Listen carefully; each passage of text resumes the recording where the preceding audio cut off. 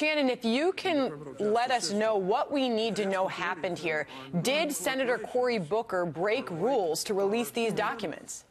Well, that's exactly the question that I put to his staff, because I said to them, are you saying that these documents are still marked as committee classified or committee confidential, meaning they shouldn't be in the public sphere, or are you in some way claiming that these documents have actually been released? I have not gotten a straight answer from them.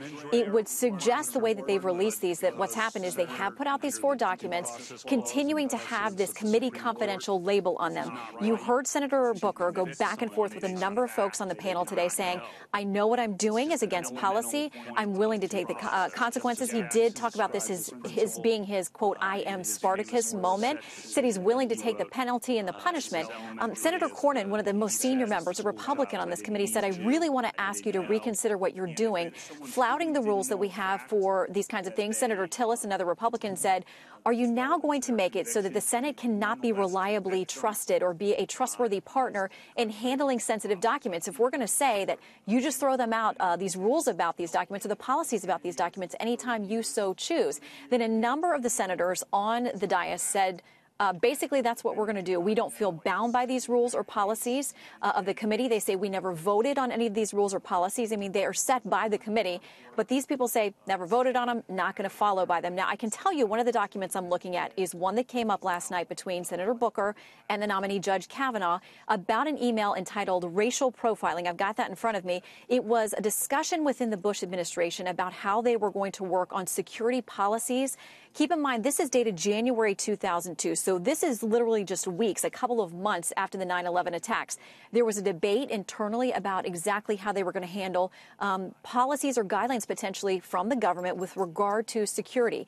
This is what Judge Kavanaugh said at the time to one of the other members. He said, the people who favor some use of race or national origin obviously don't need to grapple with these interim questions, but the people, and Judge Kavanaugh says, such as you and I, referring to himself, who generally favor effective security measures that are race neutral, we do need to grapple with these things now. So what he and another person were discussing is we want to try to find some way to make these security measures effective, but he said, I generally favor race neutral. Last night, Senator Booker kept pounding on that, saying, well, generally race neutral means that you may have been willing to consider something that was not race neutral.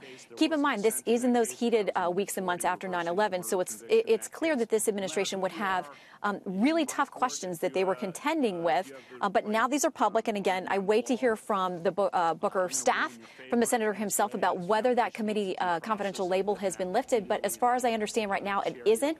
He's decided to release them anyway. He says he's willing to take the consequences. So they were leaked by the New York Times. Cory Booker followed up, right, Shannon? That's the process we understand right now. And you wonder how many more emails could be leaked during this process.